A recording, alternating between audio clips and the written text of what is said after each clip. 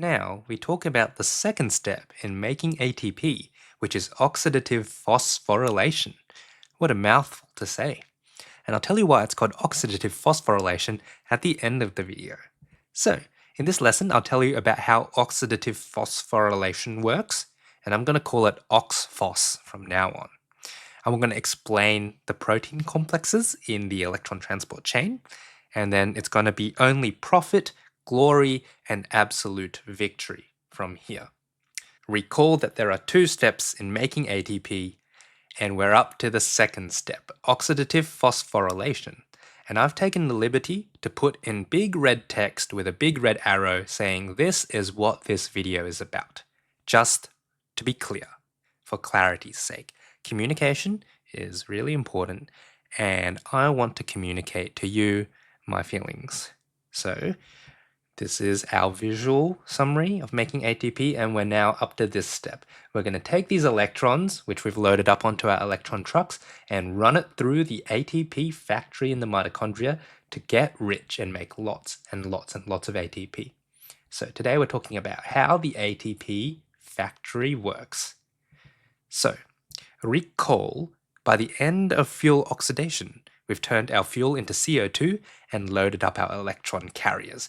And so this was last video. We've oxidized glucose into carbon dioxide. We've oxidized fatty acids into carbon dioxide. And both processes have loaded up our electron trucks, NADH and FADH2. Now here's the crunchy stuff. Now our electron carriers, the trucks, will pass the electrons along the 4 protein complexes along the mitochondrial membrane. And this whole process is called the Electron Transport Chain. And so oxidative phosphorylation, also known as OXPHOS, is also known as the Electron Transport Chain. They're all the same thing. So let's talk about the Electron Transport Chain. First of all, this is where it happens, in this purple oval-shaped thing. This is the mitochondria, which you might know is the powerhouse of the cell. And that's because the mitochondria is responsible for this process, oxidative phosphorylation. That's the powerhouse activity. It's going to make lots and lots of ATP and get us rich. Now, it happens along here. So you see the mitochondria has a smooth outer membrane, and it has a second inner membrane, which is highly folded. And along this inner membrane is where we're going to have our electron transport chain action. So let's talk about how that works. Step 1. Electrons are passed along the protein complexes on the mitochondrial inner membrane, which then react with oxygen and become water.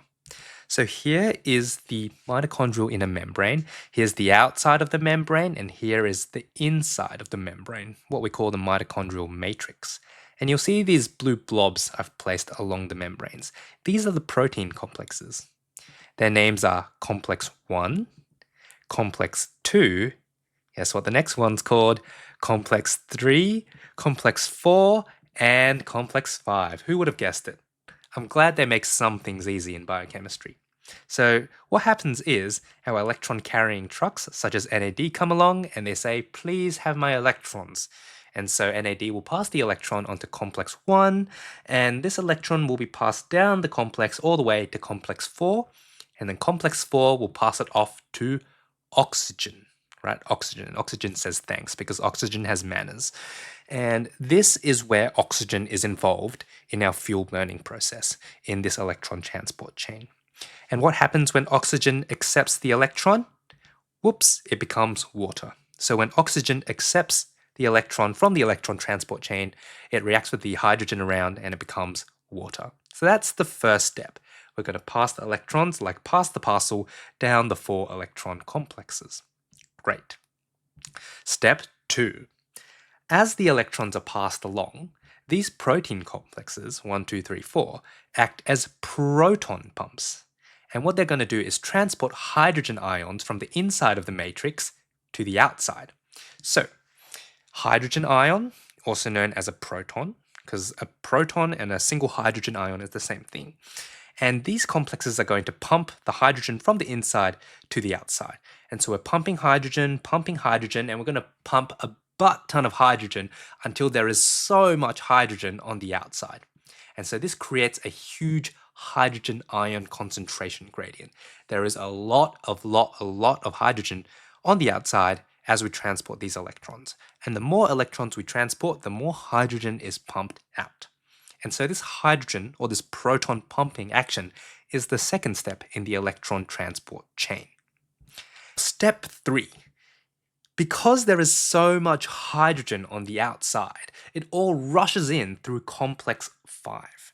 Now, complex 5 is also known as ATP synthase.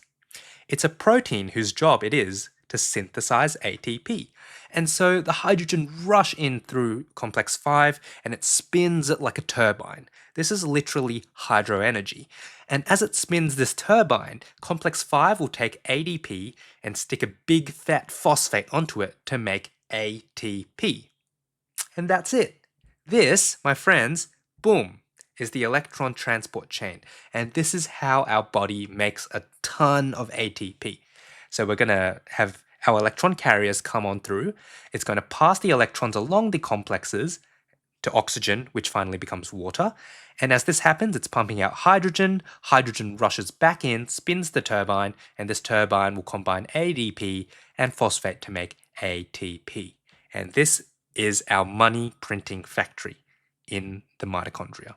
This is how we make lots and lots and lots and lots of ATP. So, a few quick questions, frequently asked questions. Why is it called oxidative phosphorylation, also known as OXPHOS? So remember, oxidation reactions are when we take an electron away from a molecule.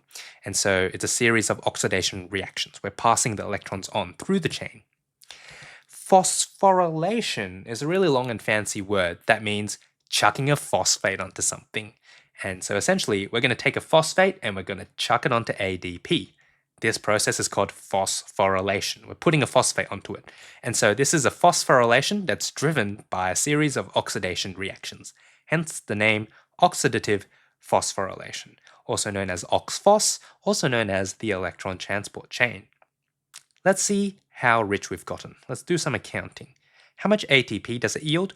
Well, one molecule of glucose produces 34 of ATP via the electron transport chain, which is much more when compared to glycolysis and the Krebs cycle combined. So we're making a lot of ATP, and this is how, by using oxygen, we're creating huge amounts of ATP. So I want to end with the question of, well, why there's so many complexes? And I just want to get into a little bit of the nitty-gritty. So here's complexes 1 to 5. Now, let me tell you the details of how this happens, just briefly. So we have NADH that comes along, and NADH unloads onto complex 1. In contrast, if you are FADH2, your docking station will be complex 2. So NAD loads onto complex 1, FAD loads onto complex 2. And then from 1 and 2, they go directly to complex 3. Right? So 1 doesn't go to 2 and then 3. 1 goes directly to 3 and 2 goes directly to 3. But how are they going to get over? You need something else to carry them over. And so there is actually a third electron carrier that does this. And this is called ubiquinone, also known as Q or coenzyme Q. For most people call it simply Q. And Q will transport electrons from complex 1 and complex 2 to complex 3. So that's the third truck. And then finally, we've got to get from complex 3 to complex 4. And oh man, we need another truck as well. And so there is a fourth, we're up to the fourth truck now. So there is a fourth truck to transport this, and this fourth truck is called cytochrome C. So cytochrome C will take electrons from complex 3 to complex 4, and then complex 4 finally gives it to oxygen, which then becomes water. So we've got complexes 1, 2, 3, and 4. But then we have trucks transporting electrons between these complexes, and that's NAD, FAD, as well as Q and cytochrome C. So 4 complexes, 4 trucks, 1 mitochondria, 34 pieces of ATP per glucose. And that's how we get rich quick. Now, I just want to go through a few nerdy things that may or may not add to your understanding of the electron transport chain, but I'm going to talk about the various complexes and what they do. So complex 1 is going to oxidize NADH. And remember, oxidation is taking an electron away from something. So it's going to take an electron away from NADH and it's going to give it to Q. Now in chemistry, the opposite of an oxidation reaction is a reduction reaction, right? So it's going to reduce Q. And reduction means to give an electron to someone. And so I know it's confusing, I know it's reducing, but it's actually giving an electron, but that's just how chemistry is. It's confusing, okay? So it's going to take an electron from NAD, oxidize that, and it's going to give it to Q, so reduces Q. Next, complex 2 is going to oxidize FADH, so it's going to take an electron from that, and it's going to reduce Q, so it's going to give it to Q. Complex 3 is going to oxidize Q, so it's going to take electrons from Q, and it's going to give it to cytochrome C. So we say it reduces cytochrome C. And then finally, complex 4 is going to take the electron from cytochrome C, so it oxidizes cytochrome C, and it's going to give it to oxygen. So it reduces oxygen to make H2O. And so all these oxidation and reduction reactions are all the biochemical reactions that happen during the electron transport chain. And at the end of the day, it's just a big old fancy game of pass the parcel. And so it goes from NAD to complex 1 to Q to complex 3 to cytochrome C to complex 4 to oxygen, blah, blah, blah. Don't worry, you don't need to really take that in. The important thing you need to know is this, which is the concept of the electron transport chain.